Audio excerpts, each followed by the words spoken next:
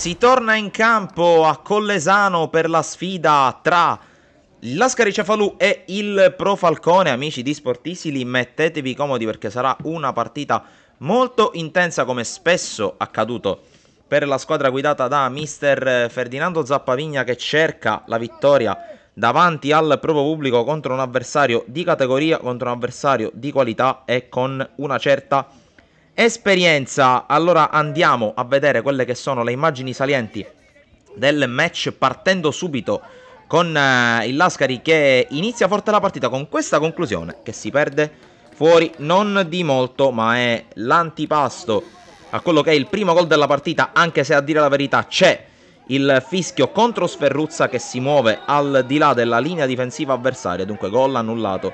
Siamo al 7° minuto, ma adesso, minuto 20, calcio di punizione per il Lascari Cefalù. Sul pallone si porta Fazio che attende il fischio dell'arbitro per far partire questo siluro che si perde alle spalle del portiere ospite di Benfatta, e allora si sblocca la partita di Collesano con lo straordinario calcio di punizione da parte di Peppe Fazio che fa esplodere il pubblico di fede cefaludese. Ma non è finita, perché il Lascari si porta ancora in avanti, c'è ancora un batti e ribatti al limite dell'area di rigore. Qui Sferruzza riesce a battere ancora una volta Benfatta, ma arriva il fischio, arriva il fuorigioco, secondo gol annullato per offside al centravanti del Lascari Cefalù, che però non molla, non si ferma qui su questa azione di pressing. Recupera palla Dario Ribaudo con la sua solita astuzia, poi il tocco di precisione, di giustezza. 2-0 Lascari Cefalù. Siamo al minuto 36 e Dario Ribaudo mette ancora la sua firma.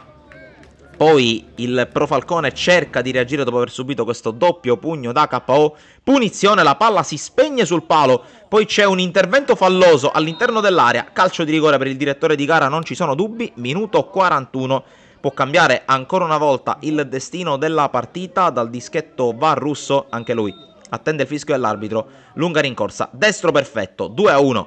E Pro Falcone che cerca di riaprire la partita poco prima della fine del primo tempo, ma è un'illusione che durerà poco, perché pochi secondi dopo la ripresa delle operazioni, la discesa sulla sinistra con il fallo anche ai danni di Fazio, si continua a giocare con Trapani che mette in mezzo il pallone, Mocciaro con il colpo di testa incrociare sul secondo palo, e 3-1 Lascari. Siamo al minuto 42, il risultato cambia ancora e è nuovamente in favore del Lascari Cefalù. Con le immagini siamo al secondo tempo con questo gran calcio di punizione di Fazio, questa volta però Benfatta è attento e mette il pallone sopra la traversa.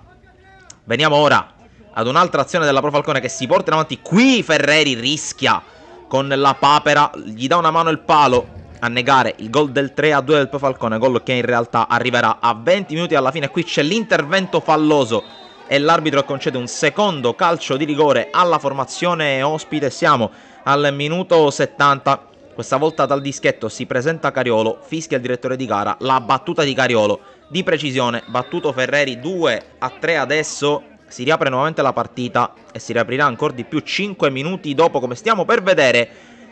Con questo contrasto aereo Fazio arriva fuori tempo sull'avversario, il direttore di gara era lì a pochi centimetri, secondo cartellino giallo e rosso per uno dei marcatori di questa sfida con il quale aveva sbloccato il risultato. Parte all'assalto poi la Pro Falcone, il direttore di gara concede 6 minuti di recupero, però all'8° minuto la punizione di Danna con la palla che si spegne in fondo al sacco, il gol del 3-3, beffardo per il Lascari Cefalù. Pro Falcone che dunque vede i propri sforzi ottenere una ricompensa. Si chiude la gara di Collesano su questo punteggio. Dalle telecamere di Sportisili è tutto, alla prossima.